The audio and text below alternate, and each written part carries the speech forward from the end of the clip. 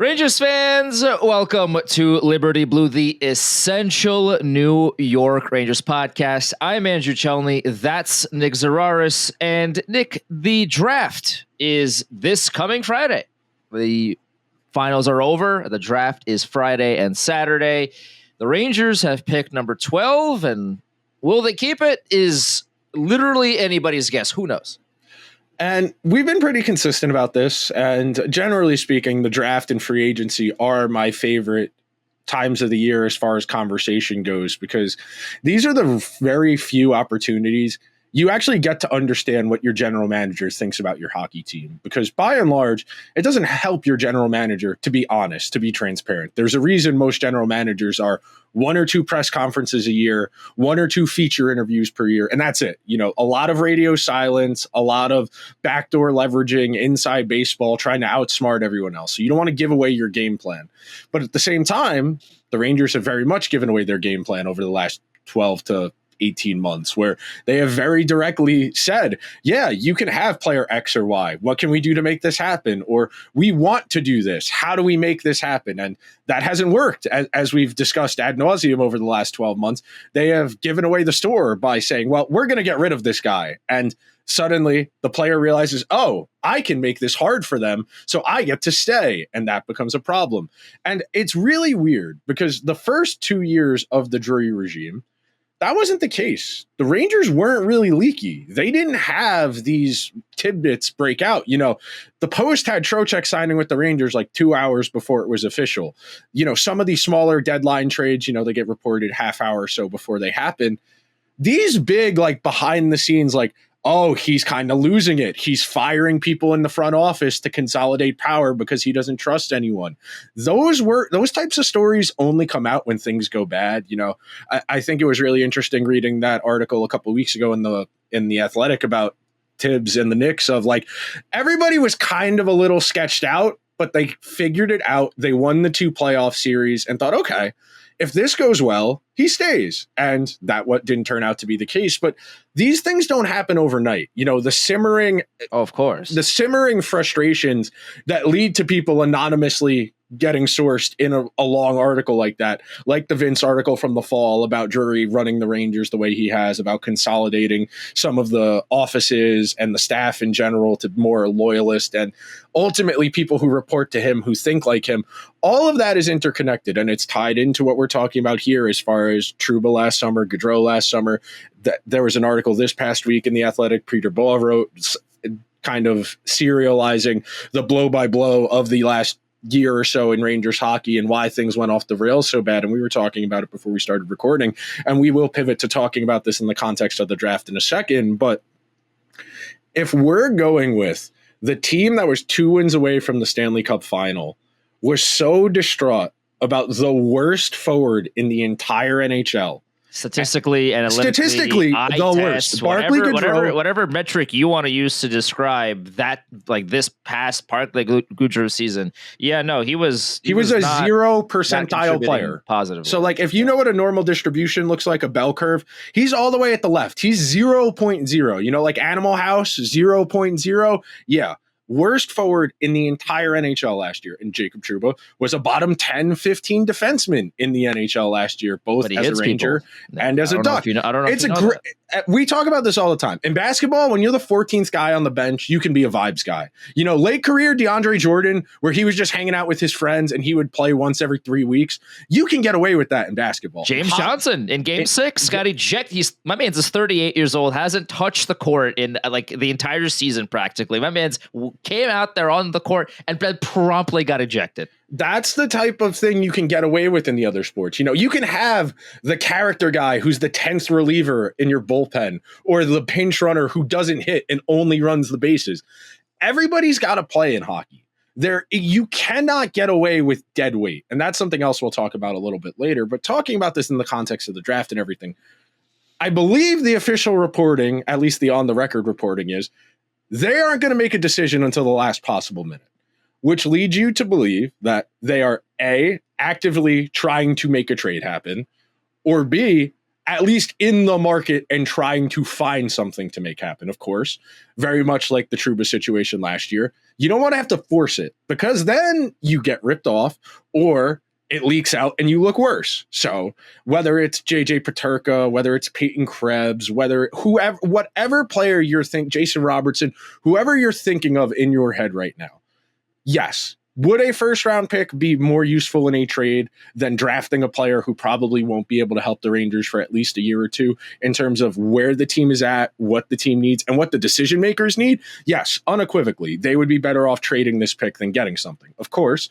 should they trade this year's pick, next year's pick automatically goes to Pittsburgh. Next year's pick is not protected in any way. So conceivably, should the Rangers be a bottom 12 or 13 team in the NHL, it would be eligible for the lottery, where they could that pick would go to Pittsburgh, and it could go as high as 3, because I believe you can only go up 10 spots now. They've since capped because of some of the crazy jumps over the last handful of seasons. But should the Rangers make a trade with a first round pick, you need to be getting a guy who is going to play right now and is going to have a positive impact. And it's not just like a dart throw, It can't be we're trading a first round pick for Ryan McLeod of we think this guy can be a top 6 forward. No. If you are trading a first round pick that is 12th overall, you need to be getting someone who is going to play with Zibanejad and Miller or with Panarin and Trocheck. That's it. Think of it this way. You traded a first round pick and, of course, Filipino for JT Miller. Yeah. You're not trading number 12 for a current middle six guy who you hope could become something better than that. No. The Rangers are not in that position right now to leverage more hope into this roster. Yeah. That's not where we are. That's not where they are, right? It would be shocking if it was absolutely out of left field. Because it wouldn't make sense. It would not make sense. Could it happen? I'm not saying it can't, but would it be, the ideal decision? I would disagree. It's one of the, if the Rangers, let's say, had their pick next year and the contract situation with all the no move clauses weren't as bad as it currently is, then, I could see a bigger window opening to, okay, well, we could risk trade. Like if I, thinking about it, if I was Chris Drury, okay, we could risk trading number 12 for somebody that, is a little bit of a dice roll as to what their ceiling could be. In this current iteration of the Rangers, with this current, contract issue, roster issue, etc., and also next year's first round pick going to Pittsburgh, they don't have the ability to roll the dice. You cannot do that. You need the most absolute of absolutes to make a deal work than anything else. Again, you traded a first round pick for JT Miller, and as you mentioned, quite a bit, you traded for a point a game player and it didn't help the team at all.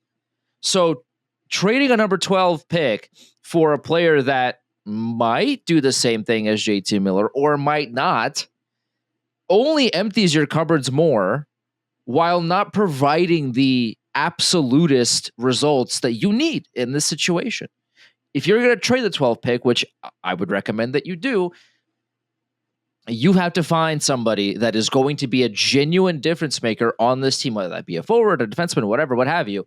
That pick has to be used to get somebody in here that will be a positive difference maker either every time or most of the time he's on the ice. And then you go from there. You can't trade, you could get a boat or you could get what's behind the door. Well, it could be anything. It could be a boat. You can't, in this particular situation, it is not the smart thing to do that. Go for what you know and what you has proven can deliver for other teams in the past and go from there. Yeah. And generally speaking, the players in this criteria would be guys who are restricted free agents or soon to be restricted free agents. Guys who are 23, 24, have a couple seasons of NHL experience, and the team that currently has their rights is determining whether or not they want to go along with them, whether they want to bridge them, or if they want to liquefy their assets. Very much what the Rangers are doing with K'Andre Miller, where is this guy a change of scenery candidate? Do we think we just need to find him the right partner or line mate if it's a forward in that case? How do we get more out of this guy before we commit? And there's another conversation to be had here where the landscape of the NHL might dramatically change in the next 2 years, where let's say Mitch Marner wants to do 4x12 as opposed to, 8x13, 8x14. So he gets 2 cracks at it. What if McDavid wants to do 4x13 after this summer for next year? What does that do to everyone else? Because we're talking about this in the context of, well, can you turn this into Jason Robertson? Can you turn this into Peyton Krebs or JJ Peterka or Marco Rossi or Jordan Spence or whatever restricted free agent you think is going to make a genuine difference? Now, that does nothing as far as like the Rangers roster redundancies. Like they already have too many guys for not enough spots, both up front and on the back end, which brings me to my next point and something that ties into this. The Rangers should not be afraid to bundle their assets. I think there is entirely a world where you talk yourself into a first and then one of Lafreniere or Schneider and then a prospect or two and another pick, and you really try and level up your asset. You really try and level up from Lafreniere, who's at worst 50-point guy, maybe can be 70 if he gets power play one time, nice complimentary piece. And you're going for, your version of the Matthew Tkachuk trade. If you think Jason Robertson is worth, 3 or 4 assets, and we consolidate that because Lafreniere makes, $7 million starting next year. Okay. Robertson's under contract for 1 more year at about 7.5. That next contract, if it goes well, that's going to be a Panarin type number. That's going to be $11 or $12 million per year for 4 years or 8 years. And how do you consolidate? Because right now, the Rangers full on have too many guys. They do. And not all of them are going to make it. And we have been talking about this for 3 years now, that when you have, 5 or 6 guys for 2 spots, you can't just keep stringing them along because A, they're not playing. It's not fair to them. They don't get to play. Number 2, you don't know how good they are, so you can't properly. They get no cohesion either. They get no cohesion. They don't know what their role is. They're just kind of playing. They get thrown in and out of the lineup. You don't know how good they are, so you can't value them properly. Like you can say, yeah, we want to bring Zach Jones back. We think he's good at hockey. Then why doesn't he play? The Moneyball quote, he's a good hitter. Well, why doesn't he hit? Well, if Zach Jones is good, why are you going out and acquiring 3 new left-handed defensemen in the same season? And it's all interconnected here. And it speaks to the greater question we've had a lot of, where are we trying to go? Are we just trying to get back to the playoffs? Because if you're just trying to get back to the playoffs, there are plenty of moves you can make in the next 2 weeks and get yourself in the door. Matt Duchene's off the table now. I thought that was your Zibanejad facsimile should the Rangers have been able to move Zibanejad out. But at the very least, that if they trade this first round pick, they are fully pot committed that they are going for it and not just trying to make the playoffs. Like Chris Drury is, if they trade this first round pick and other stuff, especially for a Jason Robertson or a Peterka or a Peyton Krebs or whomsoever you're thinking of, you're wish casting into a Rangers jersey right now.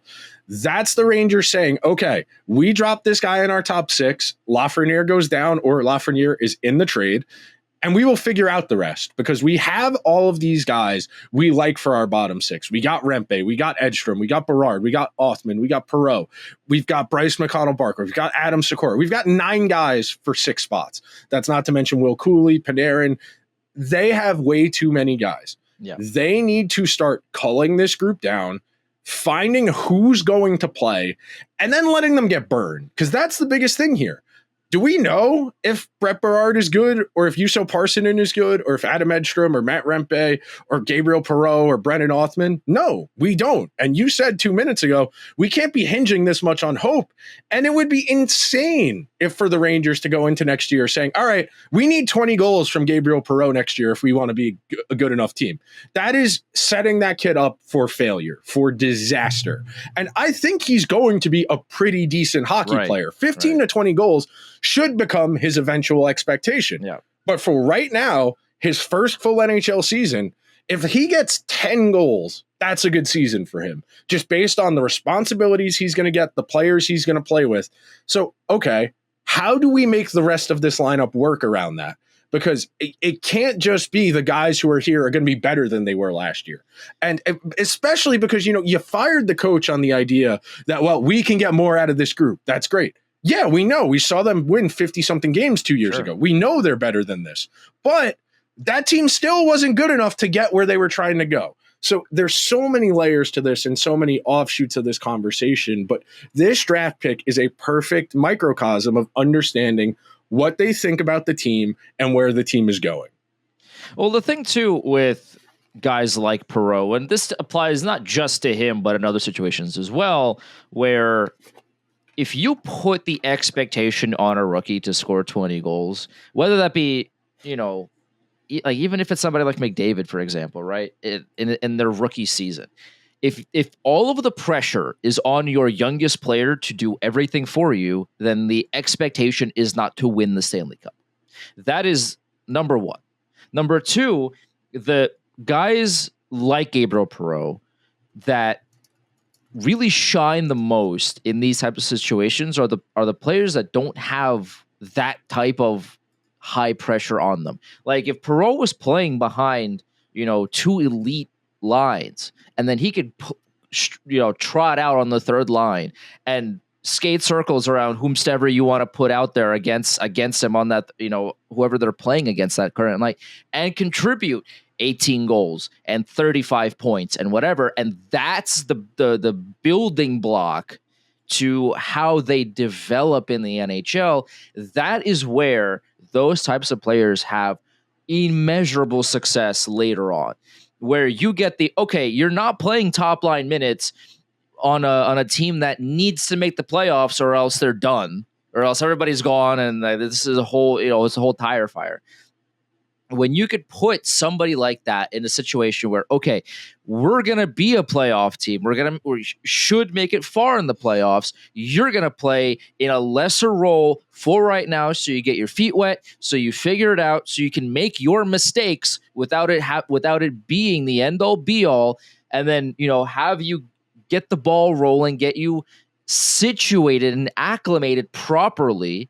And then if you continue to play well, you will continue to get more ice time. That is how you should get players like Gabriel Perreault to really shine in the NHL. Do the Rangers have the ability to do that?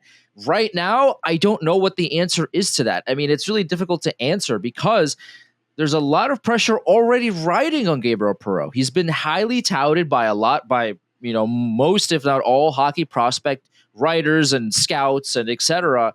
There's a lot of pressure currently on him to perform well at the NHL level. And now you add on top of that, by the way, we need to make the playoffs or else everything's going to burn out of the ground. And you better score 20 goals in your first full season.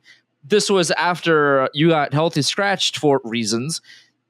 And if you don't do that, well, everyone is going to lose their job. Okay, have fun, bye. Like, you can't do that. It's not a tenable situation.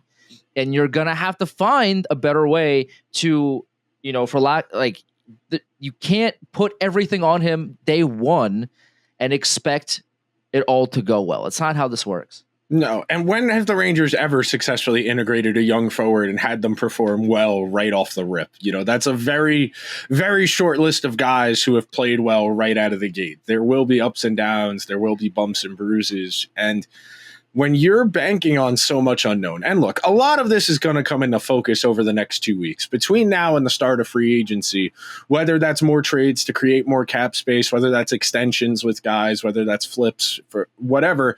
We're going to have a better understanding of everything this time next week, and we'll be able to dive into it a little bit more. But the fact that they haven't decided on the draft pick yet tells you just how fluid this situation is, because generally you have an idea of who's going to be there when you pick around 12. Now, you have to have a broader list because things can get weird in front of you.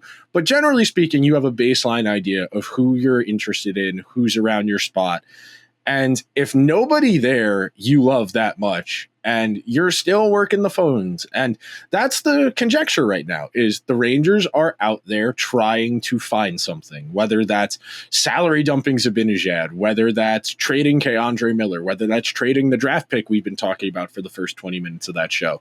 There are moving parts here that we don't know about. And until we have the full picture, can we be anxious and uneasy? Yeah, of course. That's the baseline of this conversation. Draft is in 5 days. But at the same time, they do need to make a decision. I believe it's 48 hours before the draft pick before the draft. They have to make their final determination whether they're going to give Pittsburgh this year's pick or next year's pick. But the last point, and this will transition to our broader conversation and the meat of today's episode, the big point here, and I know most people are making this a binary of, do you think they'll be better this year or the year after? And in a vacuum, they should be better. In a vacuum, they should be better than they were last year. But of course, sports are not played in a vacuum. They are not played in hypotheticals. They are not played in best case scenarios. And even if things go reasonably well next year, okay, Pittsburgh gets the 17th or 18th pick in the draft, or the 20th or the 21st pick. Okay, that's a little more palatable. Now, if you have closer to a bad outcome for next year where you're picking 12th, 13th, that looks a lot worse, because remember, the reason the Rangers didn't trade for Jake Gensel 2 years ago was, well, we got to have Gabriel Perreault on this team. And, well, we couldn't send Gabriel Perreault to Pittsburgh because then we're going to have to play him 4 times a year for his entire NHL career. And so we're going to be okay with giving Pittsburgh the 3rd or 4th overall pick. Like, even if they don't get Gavin McKenna, they're still going to get a pretty good player with the 3rd or 4th overall pick. And by the way, if you were so afraid about playing Gabriel Perreault, then you should play Gabriel Perreault. You would think. And again, it ties into our bigger, do we know what they're trying to do? No. Does what they're trying to do make sense? Not really. So without the clarity, because obviously there is behind the scenes maneuverings, that's how this works, it just comes off as weird. All of these decisions kind of seem incongruous with each other. It's, we got to get rid of these bad contracts. They're so bad. Okay, let's sign everybody who's here to bad contracts. Then why did you get rid of the bad contracts in the first place? Why did you try and consolidate and create space to be able to maneuver and then handicap your ability to maneuver? Why are you keep talking about, well, we're going to be competitive right now. We're going to be competitive right now.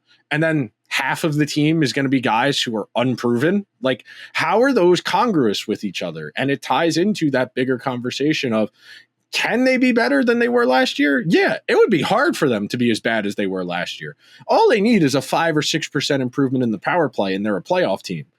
Right. But that's not good enough to win a Stanley Cup.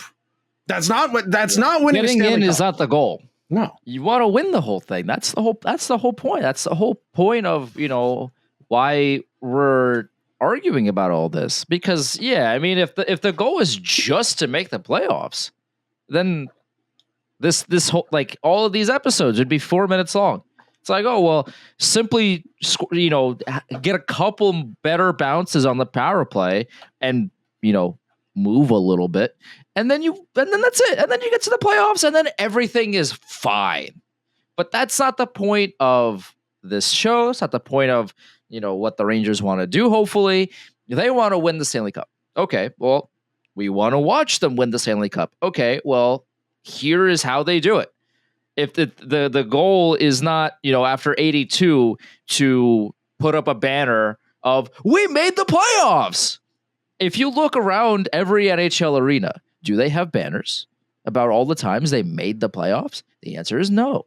Then I don't then you shouldn't, I shouldn't care, and you shouldn't care about them making the playoffs. That's not the goal. Is it? I mean, obviously I'd rather them do it than not. It goes without saying, but the goal is win the Stanley Cup. How do the Rangers accomplish that goal?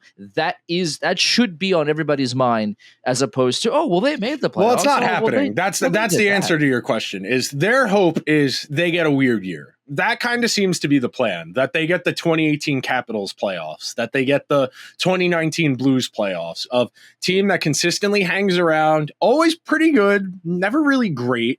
That's kind of what it seems like, that if they think if they make the playoffs enough times, they can fine tune the supporting cast to be perfect around their less than perfect core.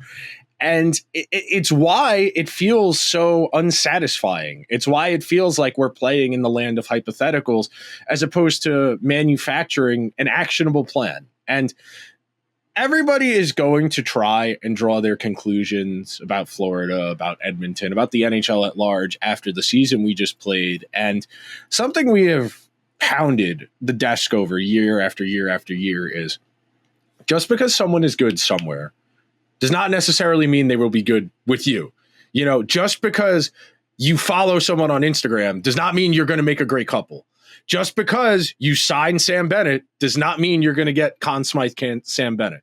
Just because you sign Brad Marchand doesn't mean you're going to get 11 goals in 16 games, Brad Marchand. You know, those are individual performances within a complicated system. Are there components that will translate? Yeah. You know, Sam Bennett's a really strong carrier of the puck through the neutral zone in transition. That will work no matter where it goes. Is he going to be able to create off of the rush as much? Well, it depends who he plays with. Is he going to be able to create off the cycle as much? It depends who he plays with. And we have seen this over and over and over and over again, where team wins championship, role players go to other places. They get slightly larger roles. They get pay increases. You know, I think about Harrison Barnes in the summer of 2016 is probably the most famous version of this, where he signed for $96 million after being like the seventh guy off the bench for Golden State.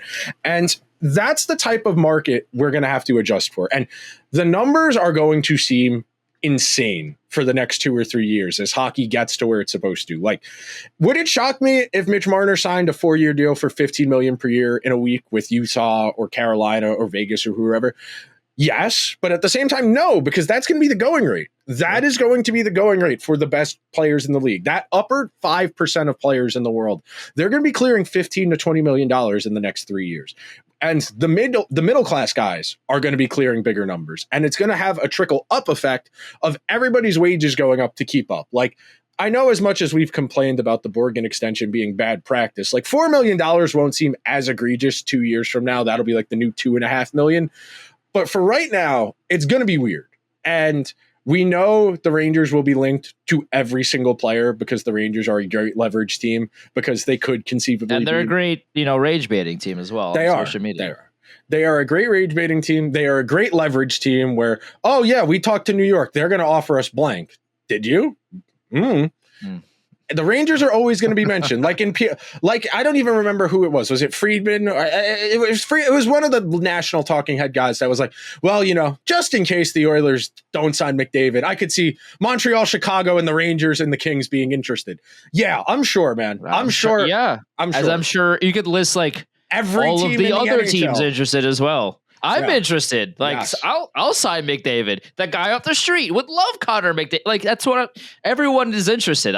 It's not. Yeah, it's silly. It's not exactly a shocker. And that is something I would like you to keep in the back of your mind between now and the episode 2 weeks from now, when we're after free agency, we're after the draft, and the Rangers are linked to every player in the NHL.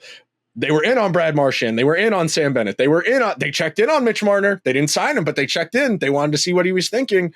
That's the type of conjecture you need to. They were thinking if he wanted to sign for like $1 million. That's what the check it was. They were thinking if he wanted to lock in and grind harder, if he wanted to ask his landlord to raise his rent because he needed to grind harder.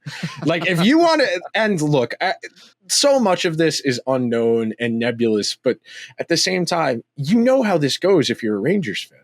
Sure, would Brad Marchand on the Rangers be entertaining? Of course. It'd be fun for a few weeks. He's not scoring at a point per game pace at 38 years old.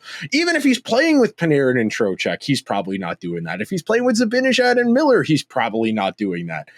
Again, Florida is a perfect storm for those guys where everything works out well, and they are very well equipped to integrate anybody they bring in and do it at a high level.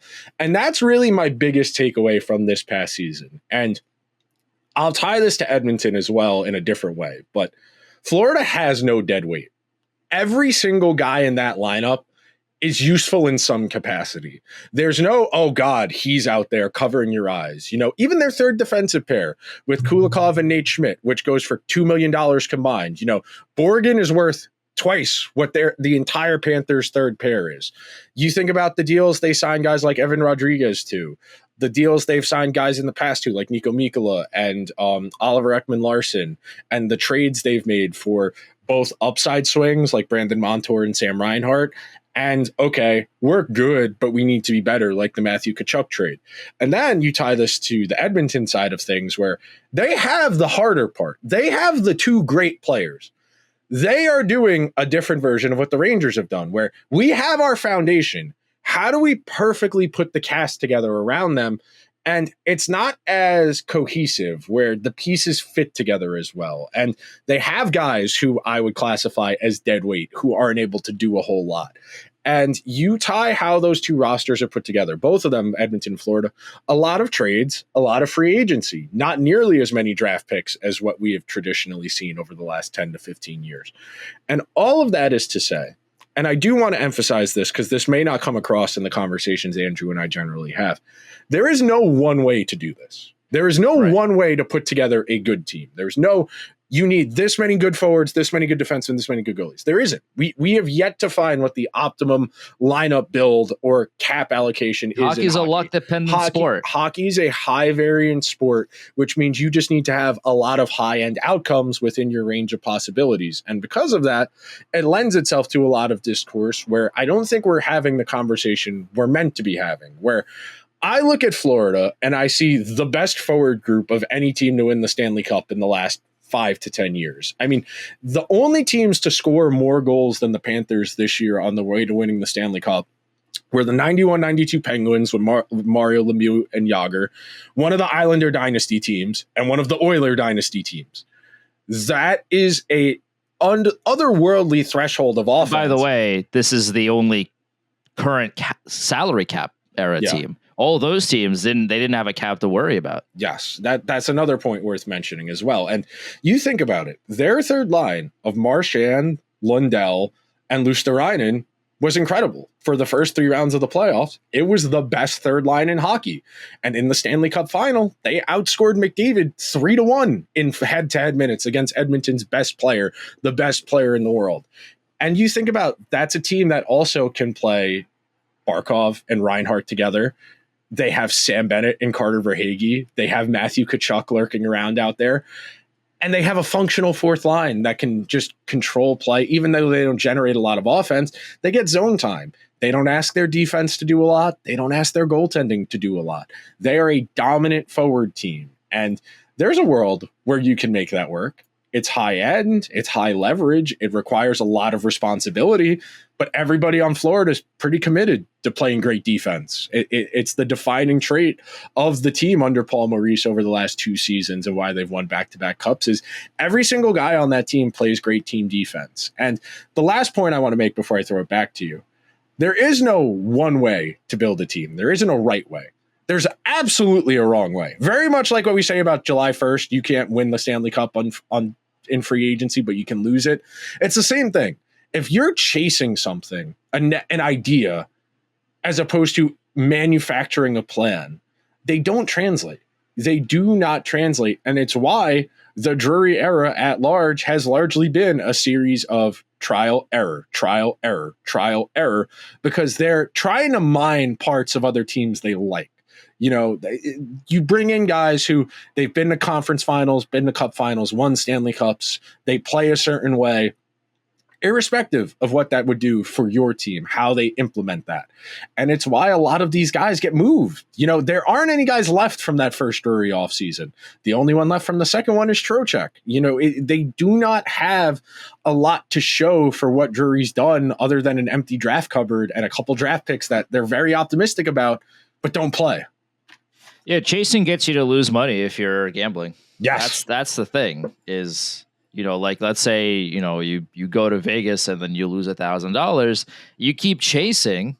Yeah, you might win a little bit of it back, but then you're going to lose more and you're going to lose more and you're going to lose more. And that's part of the the problem that they currently face is, you can't look at somebody else winning and say, oh, well, if I just put all of my money on green, oh, well, then I'll become a multi-billionaire. And then you do it, and then you lose, and now you're SOL, and you're like, but they did it. Why can't I do it? The process and the results you can't are not replicable. You can't go into a roulette table, bet the exact same thing 5 times, and just be like, oh, well, it worked that one time, so what if I just keep doing it? Eventually it'll hit. Like, you're going to run out of money way before it hits again. You have to be smart about it. You can't look at somebody else's. Like, there's definitely lessons to learn, especially from Bill Zito and his management staff about how to build a roster. And it has worked in not only in back-to-back years they won, but they also went to the final the year before they won back-to-back. So they've been in the final 3 years in a row now.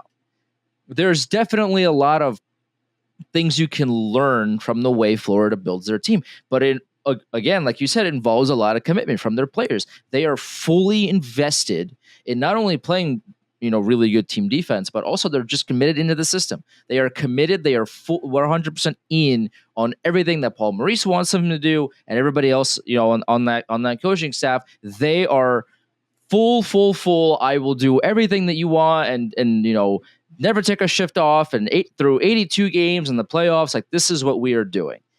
That is not easy to replicate. Yeah, you can get parts and pieces from these other teams and try to see if you can mold them in, and sometimes that works, sometimes it doesn't. But you can't watch somebody put their house on green and for some reason it hits and be like, oh, but if I just do that, then I can also do, I can win I can win all this money. That's not how that works, and that is where you got to be real careful. Okay, I want to play a little game with you real quick that I thought of on the fly while we're talking here. So we've been talking about Florida and Edmonton because they were in the Stanley Cup final. So of guys in the Stanley Cup final, I'm just going to ask you point blank, would you rather have this player or whoever you think the best forward on the Rangers is, whether you think that's Panarin or Miller, okay? Sure. Sam Reinhart. Yeah, of course. Draisaitl. Of course. McDavid. Of course. Matthew Tkachuk. Sure. Barkov. Yeah. Lundell. No. Verhaeghe. No. Sam Bennett. No. Evan Bouchard. I like Adam Fox more than Evan Bouchard, but Evan Bouchard is that's a tough answer because Evan Bouchard is one of the best offensive defensemen on the planet. His defensive lows are low, which Adam Fox doesn't have those types of really bad lows. So that's a tough answer. I don't know how to answer that. Forsling? Not better than Fox. Okay, then. So just to give you some perspective, because we've been talking about this for a while. The goal is not just to make the playoffs. It is to win the Stanley Cup. Everybody we just said, other than Marchand, will be back on the Panthers next year. Bennett, I assume, is going to be back. I assume Bennett is going to stay in Florida. Okay. Even if you don't, let's say, you don't have to play Florida. Okay. Are you going to be able to beat Carolina? Probably, but it's not a given. Can you beat Toronto? Is Columbus going to be a playoff team next year? That's not out of the question. If they all I've seen multiple people mention that Columbus is going to be deep in the we're going to get better this year. They're going to be very. They active. have enough young guys where even if those guys just keep making incremental progress, they're going to be better. And they have a ton of cap space, which they could go out to augment those young guys. I've seen a lot of look out for Columbus in this next couple of weeks type of stuff. They have the capital to take on big money where they can be a little, kind of what Utah was last year, where they took Sergachev, John Marino, a bunch of guys who probably a little overpaid for what they're worth, but they had the cap space and said, let's do this. Let's get serious. Let's see how close we can get. So on that conversation and talking about Florida, Edmonton, one of the other big talking points coming out of the Stanley Cup final is Edmonton needing to improve their goaltending. And I don't think that's really a debate at this point. They had, I think, .894 regular season goaltending, which was league average. In the playoffs, I think it was .888 between Pickard and Skinner. The reason I bring this up And the reason I think this is a worthwhile conversation for us is a lot of the discourse around the Rangers in the regular season this year was tied to, well, if Shesterkin is worth the contract he's getting, he needs to elevate the team above the results. He needs to be, if they're paying him McDavid money, they're paying him Austin Matthews, Nathan McKinnon money, he needs to have the degree of impact that those guys do on the team. Of course, the first problem at this point is he wasn't getting paid $12.5 million last year. He was on the previous contract. That new contract will kick in this upcoming season. And then number two, the point I want to make here, and I think it gets lost on people, yes, Shesterkin is the Rangers' best player. He is their most important player. A goalie's ability to materially impact the game is reduced compared to the other positions. A defenseman impacts the game more, and then a forward impacts it more than a defenseman and a goalie. So with that in mind, a lot of people are saying, well, if the Rangers have the best goalie in the world and he can't get them over the hump, what's the point? Why wouldn't they rather allocate that money somewhere else? But the big point I want to make here in the conversation I'm going to lead to, that's going to lead to another back and forth question game for you. If you say, okay, they shouldn't have done that, you weren't going to get great value for a goalie. It is impossible to get great value for a goalie. Number two, if you look at the stats, and we're going to talk about the stats more in depth in a minute because it ties into the game we're going to play, over the last 5 years, not 10, last 5, the team that has gone to the Stanley Cup final or won the Stanley Cup final has had the best goalie in the playoffs at large over those 5 years.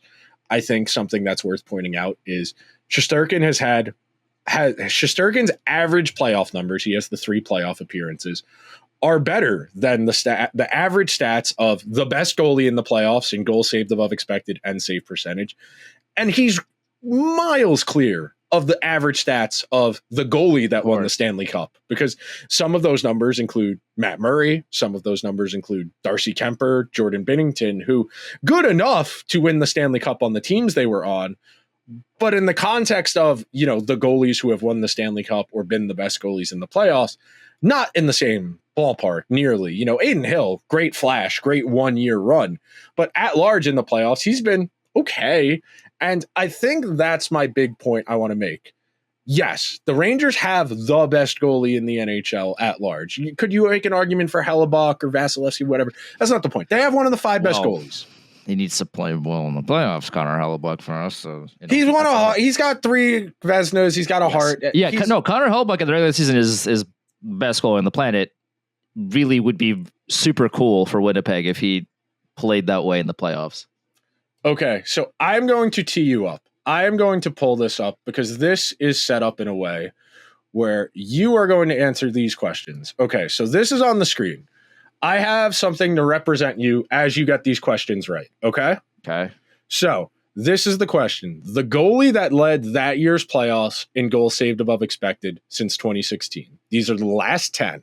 Right. So the logo on screen represents the team that won the Stanley Cup. That is not necessarily the goalie who had the highest goals saved above expected in that given season.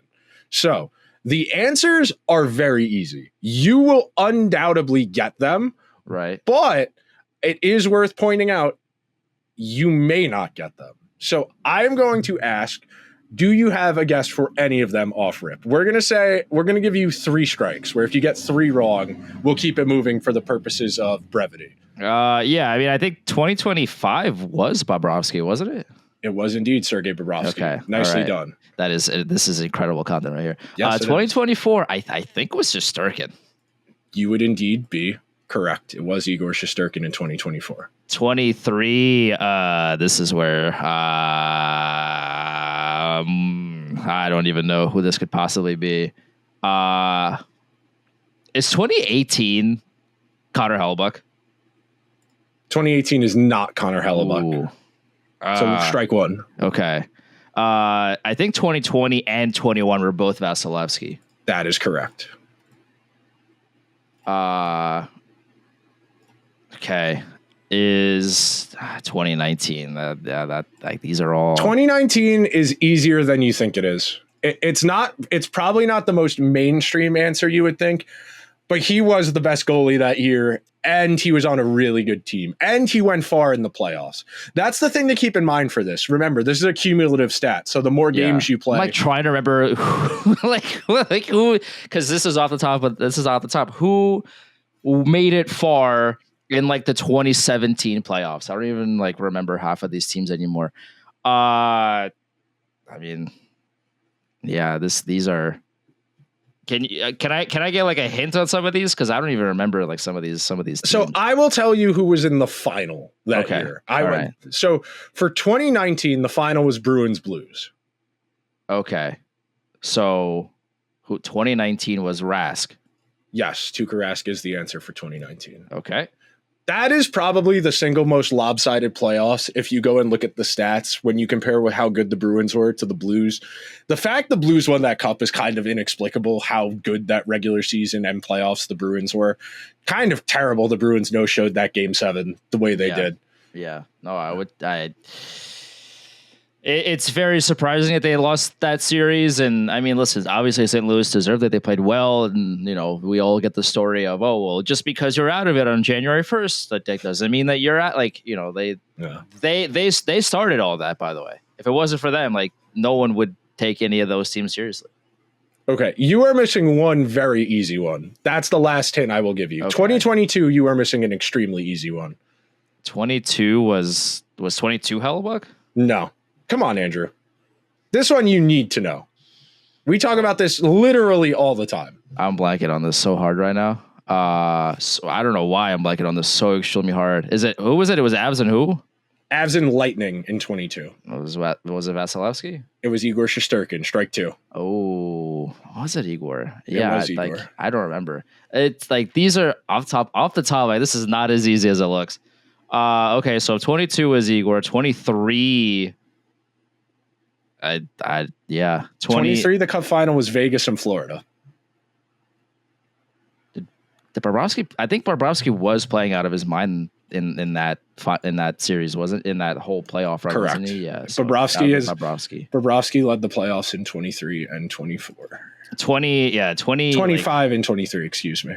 Okay, and then Shesterkin last year. I'm surprised that like Hellebuck wasn't one of they have only gone deep one time. They've only made a conference final once.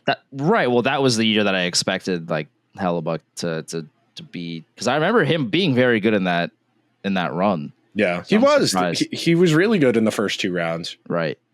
2016 was that Pekka Rinne? Pekka Rinne is on this list. Okay, so Pekka Rinne is not 2016. So that's strike 3.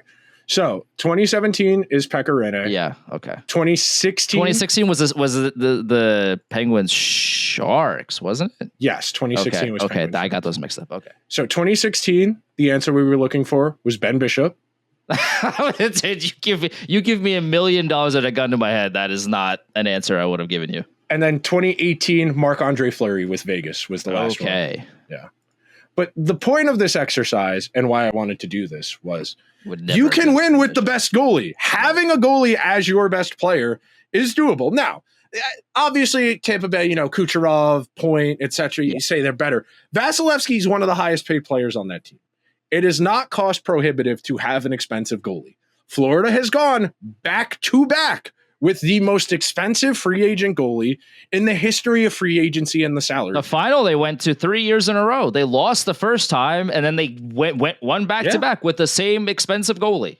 It is doable. It is, but, and this is the hard part the Rangers have yet to understand, that doesn't mean you don't need a good team. That doesn't mean you can skimp. Because Florida, have they skimped around on certain parts? Yeah, they don't spend a lot on their defense.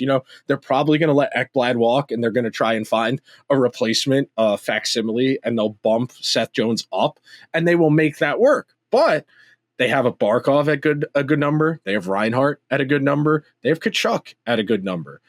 It helps so much when your goalie does not have to be the difference between winning and losing every game. And that's what makes Bob so dangerous on this Florida team, is that he's only got to dial it up once or twice a series where he needs to have an absolute banger of a performance if they're going to win. The Rangers in the playoffs need to win every game 3-2 or 4-3, and they need Shesterkin to be their best player in every single game. That is why you feel uncomfortable about the Rangers paying Shesterkin $12.5 million. Because if he gives up 5, they lost. If he gives up 4, they probably lost. And that's why the argument about spending on the goalie is worth having. Because, is it more cost efficient to spend more on forwards because forwards impact the game more directly? Sure. The Rangers don't have a forward that's worth $12.5 million other than Panarin. And at this point, it's maybe a bit subjective whether you think he's worth the number he's at right now as the 5th or 6th highest paid player in the entire NHL. But you can win with an expensive goalie.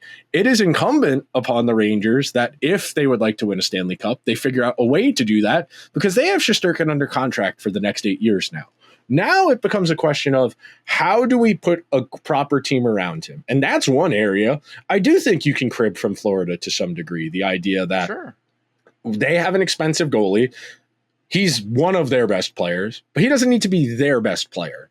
That needs to be your goal if you're the Rangers. How do we reduce Igor Shesterkin, Adam Fox, and Artemi Panarin's respective responsibilities? We distribute risk a little more evenly through our lineup.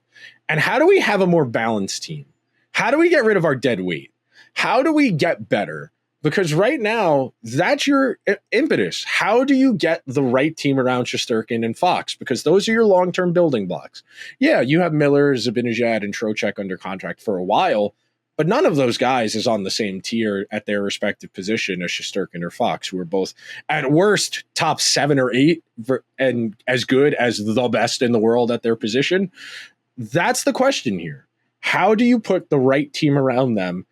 And don't tell me it's, we're going to play Matt Rempe more. We're going to play Edstrom, Carrick, and Rempe as our 4th line, and we're going to cycle and we're going to grind it out. That's great. Are you going to score more goals at some point? That's my biggest frustration and where I want to throw it back to you on. The Rangers have never scored enough goals in my life, ever, to be a Stanley Cup championship caliber team. Florida just won the Stanley Cup, scoring the 4th most goals in the history of a team to win the Stanley Cup. They could have rested on their laurels at the deadline and said, well, we got Seth Jones. Why not go get Brad Marchand if we can do it? Right. That was your Jake Gensel trade if you were the Rangers. If you went out and you give Pittsburgh the 1st and the draft pick for the guy, for the rental, and he puts you over the top, we don't give a shit that Pittsburgh has the draft pick or Gabriel Perreault now. If they won the Stanley Cup last year, no one cares. No one cares. And that's really what's so frustrating about this, because if you win, everything else isn't a problem anymore. We spent the last 3 years saying, well, yeah, Washington gave out a bunch of bad contracts to guys who won the cup with them, but they won the cup. So it doesn't matter that Tom Wilson's getting $8 million, that Oshie's getting $8-9 million. They won the Stanley Cup. It does not matter. Win the Stanley Cup and everyone stops complaining. Winning solves everything. So don't tell me the goal is to win the Stanley Cup and say, our big upgrade, we're going Borgen and Vakanainen next year. That's going to be the difference between winning the Stanley Cup and losing in 6 to Florida, is we changed our 3rd pair defenseman. That's the difference. Ridiculous.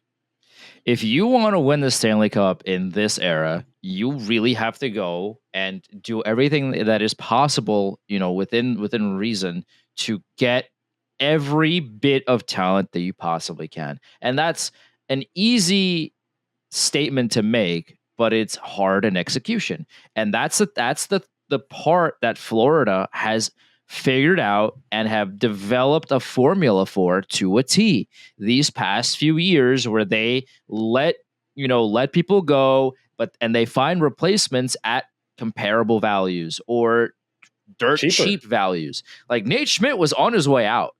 No one really thought Nate Schmidt still had it. And then he went to Florida on a 1-year prove it type of deal. They didn't give him 3 years. They didn't give him a 1-year, $4 million deal. It is I hate this. Oh, but the Florida is not Florida is a taxes exempt state. Like, forget that for a second.